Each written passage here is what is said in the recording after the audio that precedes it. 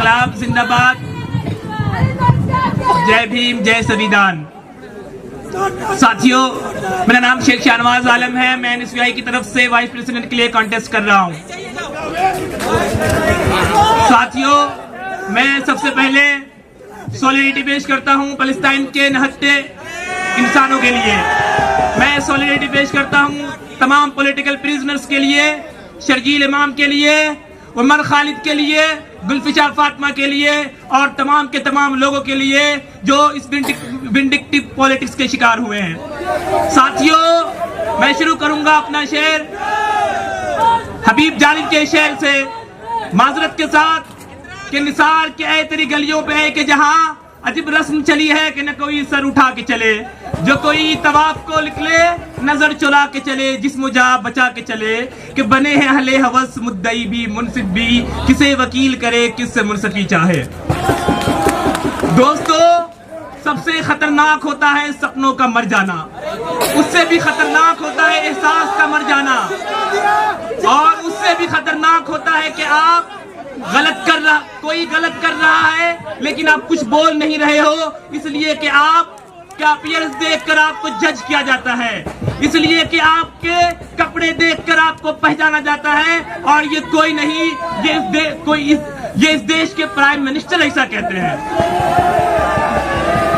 दोस्तों, कोई भी यूनिवर्सिटी होती है तो वो आइडियाज की बात करती है, रैशनैलिटी की बात करती है, लॉजिक की बात करती है, डिसेंटिंग वॉइस की बात करती है, लेकिन हम देखते हैं कि किस तरह से जेएनयू में डिलिबरेटली इसको खत्म करने की कोशिश की गई है, और गुज़िश्ता 50 वर्षों से किसकी हुकूमत है, कौन है यूनियन में, आप जानते हैं। दोस्तों, आप ये भी जानते हैं कि हर दफा ये सेम स्लोगन के साथ, सेम नारे के साथ नजीब के साथ आते हैं, लेकिन नजीब 10 साल से गायब है। दोस्तों, वोट बैंक की लोग सियासत करते हैं, दोस्तों ये उमर खालिद की सियासत करते हैं, लेकिन दोस्तों सिर्फ वोट बैंक की सियासत करते हैं। इस चीज को आप याद रखिएगा दोस्तों। दोस्तों, तुम ही थे। आप याद रखिएगा कि आज क्या हुआ, किस तरह से हमारी यूनिवर्सिटी की आवाज को कुचली जा रही है, और 100 मीटर के डिस्टेंस पे हमें एडमिनिस्ट्रेशन की तरफ से मना कर दिया गया है। लेकिन इस चीज को नहीं भूलिएगा कि लेफ्ट ही है जो हाई कोर्ट का नोटिस लेकर आती है और हमें दिखाती है, कहती है कि जो हो रहा है तुम्हारे खिलाफ होने दिया जाए, तुम्हारे इंफ्रास्ट्रक्चर बेकार है रहने दिया जाए, तुम्हारी लाइब्रेरी में सीट नहीं मिल रही है क्योंकि हमें हाई कोर्ट ने मना किया है कि हम प्रोटेस्ट नहीं कर सकते। दोस्तों, अगर ये इतनी निकम्मी लेफ्ट एबीवीपी है तो मैं पूछना चाहता हूँ कि ये क्यों यूनियन में आ रही है, ये क्यों जेएनयू के जो मोस्ट वाइब्रेंट कैंपस है, मोस्ट कैपेबल स्टूडेंट्स है, पूरी दुनिया में जिसकी आवाज गूंजती है, वो उसको क्यों उसको मसलिहत की बुनियाद पर वो नजीब का नाम लेकर और इमोशनल ब्लैकमेल करके सियासत कर रही है।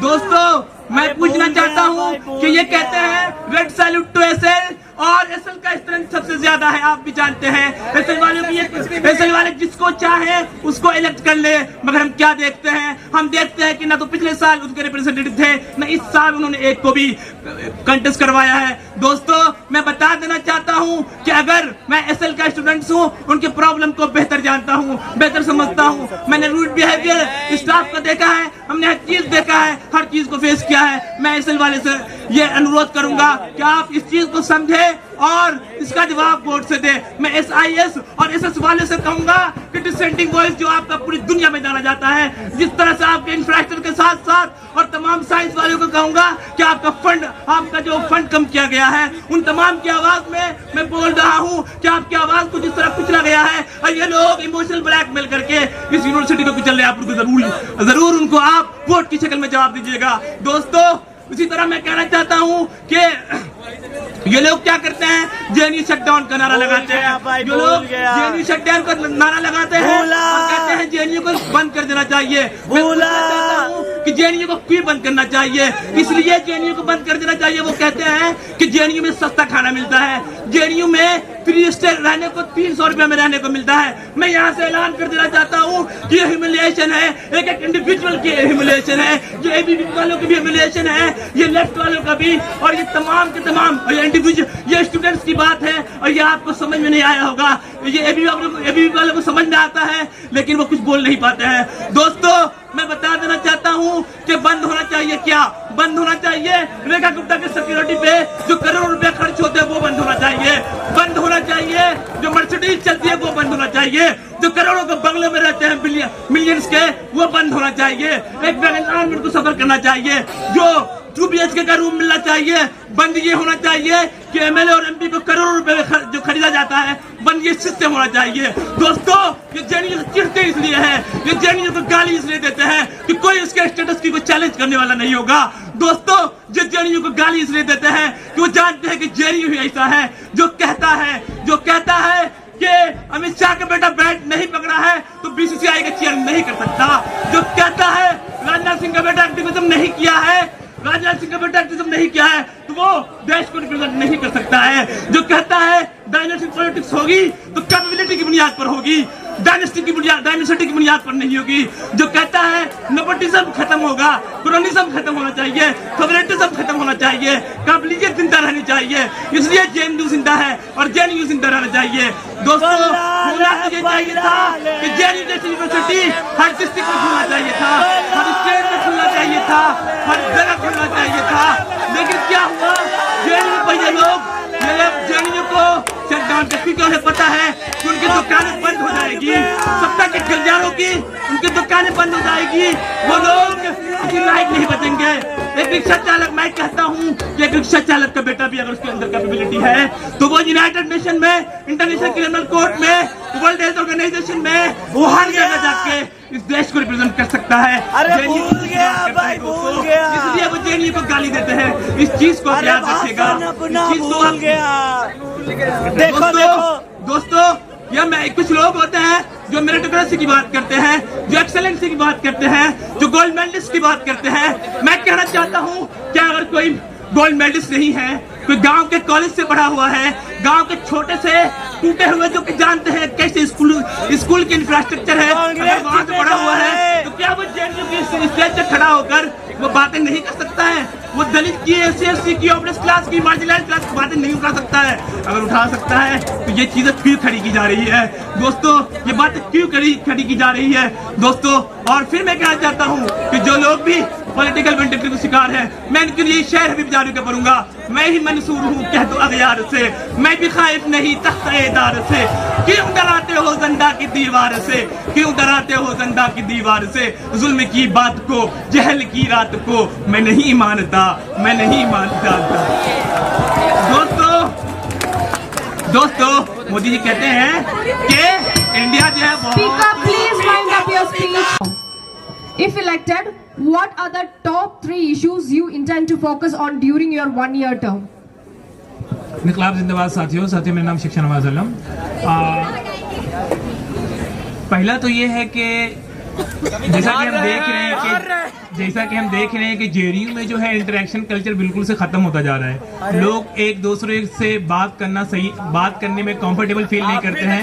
मैं चाहूंगा कि ये जो एक कल्चर है, ये कल्चर को मजबूती मिले। और दूसरा ये होता है कि हम देखते हैं कि जितनी नेगेटिविटी जेएनयू के बारे में फैलाई गई है हर जगह, जिसकी वजह से हम देखते हैं जहां भी जाते हैं तो आप कंफर्टेबल फील नहीं करते हो लोगों को बताते हुए कि मैं जेएनयू से हूं, और ये बहुत बड़ा ट्रेजेडी है हम सब के लिए। तो मैं चाहूंगा कि ये नेगेटिविटी खत्म हो हर जगह से, ताकि जो एलीट लोग हैं वो तो आ जाते हैं, लेकिन जो मार्जिनलाइज सेक्शन है, जो आप देखेंगे गांव खेड़े में और इसी तरीके से दूसरी जगह जहां डिप्रेस क्लास जो होते हैं या फिर वो क्लास जिनको एक्सेसिबिलिटी नहीं हो पाती है, इंक्लूसिविटी का वहाँ लैक होता है, तो वहाँ के लोग जो हैं, जो खासतौर पे जो फीमेल हमारी स्टूडेंट्स होती हैं या फिर ये कि इवन दूसरे स्टूडेंट्स भी होते हैं, वो आना सही, उनके गार्जियन जो होते हैं वो सही नहीं समझते हैं कि वो उनको भेजें। तो ये नेगेटिविटी को ख़त्म करना, उसके साथ साथ हम देखते हैं कि किस तरह से लेफ्ट जो है इस नैरेटिव जो सेट किया गया है इसके जेएनयू के बारे में, इस नैरेटिव को फेल करने में, इसको ब्रेक करने में नाकामयाब रही है। मैं चाहूँगा कि इस नैरेटिव को मैं फेल करूंगा, इस नैरेटिव को मैं सक्सेस करूंगा। और फिर इसी तरीके से जेएनयू के बारे में और भी बातें आती है, ऐसी कितनी सारी यूनिवर्सिटीज खुलनी चाहिए। और तीसरी चीज ये होगी मेरे प्रायोरिटी में कि जेएनयू के बहुत सारे जेन्युइन इश्यूज है जिसपे बातें की जानी चाहिए और जिसका सोल्यूशन निकालना चाहिए, चाहे वो लाइब्रेरी का मसला हो, चाहे वो इंफ्रास्ट्रक्चर का मसला हो, चाहे वो कैपेसिटी हो लोगों के स्टूडेंट्स की, वो तमाम चीज़ें नहीं मिल पा रही हैं। इसी तरह स्कूल्स के बहुत सारे इश्यूज़ हैं। उन इश्यूज़ पे आप देखेंगे कि किस तरह से स्टाफ डॉक्यूमेंटेशन प्रोसेस में, चाहे वो फेलोशिप के हों, चाहे वो दूसरे कोई भी इश्यूज़ हों, आप लेकर जाएंगे तो वहाँ आपको स्टाफ का भी रूड बिहेवियर देखने को मिलता है। और वो चीज़ें जो डेमोक्रेसी, अब मैं ये भी सोचता हूँ कि जब जेएनयू में ऐसा हो रहा है तो और जगह ऐसा होगा। तो नेक्स्ट क्वेश्चन प्लीज। जेएनयू में अक्सर लेफ्ट और राइट में वोट पोलराइजेशन होती है, ऐसे में तो आप एनएसयूआई को कैसे पोजीशन करेंगे as a bridge and an alternative? मैंने हमेशा ये क्वेश्चन हमने रेस किया है और ये बातें मैंने स्टूडेंट से की है कि लेफ्ट और राइट की, लेफ्ट की एक सियासत होती है वो ये कि एबीवीपी आ जाएगा और एबीवीपी वो वायलेंस करती है और उसके बेस पे वो सिंपैथी गेन करती है। और इसके बेस पे, इसकी वजह से क्या होता है ना कि बहुत सारे जो स्टूडेंट्स के इश्यूज है वो कंप्रोमाइज उससे हो जाता है। बहुत सारे इश्यूज है जिससे हमें लड़ना चाहिए, हमें सीट एक्सेसिबिलिटी के लिए लड़ना चाहिए, हमें इंफ्रास्ट्रक्चर के लिए लड़ना चाहिए, हमें लाइब्रेरी के लिए लड़ना चाहिए, हमें ऑडियंस प्लीज सेटल डाउन। और कितने सारे प्रॉब्लम्स है जो हर स्टेप पे हम जेएनयू में फेस कर रहे हैं। और सोचने का काम ये है कि जो जेएनयू मोस्ट प्रेस्टिजियस यूनिवर्सिटीज है, top first university, central university है, यहाँ का ये हालत है जिसकी आवाज अगर गूंजती है तो ये हार्वर्ड तक में इसकी आवाज पहुंचती है, इसकी आवाज कैम्ब्रिज में पहुंचती है, इसकी आवाज येल यूनिवर्सिटी ऑक्सफोर्ड में पहुंचती है, ये आवाज हर जगह इसकी आवाज पहुंचती है। इस यूनिवर्सिटी का ये हालत है, तो मैं चाहूंगा कि इन चीजों को रिजॉल्व करो। Next question. वोट चोरी वाले मैटर पे आपकी क्या राय है और ये बिहार इलेक्शन को कैसे अफेक्ट करेगा? जहां तक वोट चोरी की बात है तो आप लोगों को पता होगा कि रिप्रेजेंटेशन ऑफ पीपल एक्ट जो है वो चाहे वो 1950 हो चाहे 1951 हो, चाहे हम कॉन्स्टिट्यूशन की बात करें आर्टिकल 324 हो, आर्टिकल 325, 67 हो, जिसमें ये बात क्लियरली मेंशन है कि इसका जो मकसद होता है कि इलेक्शन को ऑनेस्टली सुपरवाइज किया जाए, उसको कंडक्ट किया जाए। उसके साथ साथ इस चीज का भी ख्याल रखा जाए कि जो लेजिटिमेट वोटर्स हों, तो इस चीज को तो हमारा तो पहले से ही कॉन्स्टिट्यूशनल बॉडीज पर और उसके जो लेजिटिमेसी है और उसका जो सेक्रेटनेस है उस पर तो हमारा एनएसयूआई का, कांग्रेस का तो कोर बिलीफ है ही है। हमने हमेशा इसके साथ कभी भी कंप्रोमाइज नहीं किया हमने। तो ये तो हम चाहते ही हैं कि ये चीजें हो, लेकिन जिस तरीके से ये किया गया है कि इसकी वजह से एक डिप्रेस क्लास को और एक ऑपरेस क्लास को कंप्रोमाइज, उसके साथ जो उसको नेग्लेक्ट करने की कोशिश की गई है, हमारी बातें उसके खिलाफ है। ये चीजें होनी चाहिए, लेकिन ये रिस्पॉन्सिबिलिटी जो है, ये रिस्पॉन्सिबिलिटी गवर्नमेंट की होनी चाहिए कि आप जो है हमें या किसी को भी ये नहीं कह सकते कि आप अपना सिटीजनशिप आप प्रूव करें। आपकी जिम्मेदारी बनती है कि डॉक्यूमेंटेशन और तमाम चीजों जो है वो आप प्रोवाइड करें। और इसकी वजह से सबसे ज्यादा जो इम्पैक्ट होते हैं, ये बता दूं, ये गरीब लोग होते हैं, ये पुअर क्लास होते हैं, ये मार्जिनलाइज सेक्शन होते हैं, ये वुमेन्स होती हैं। और इसी तरह से हमने देखा कि थैंक यू सो मच। हो गया, जाइए हो गया, जाइए वीडियो आ गया, जाइए सीट पे जाइए। इंकलाब जिंदाबाद। साथियों, मेरा नाम शेख शाहनवाज आलम है। Speaker please wind up your speech.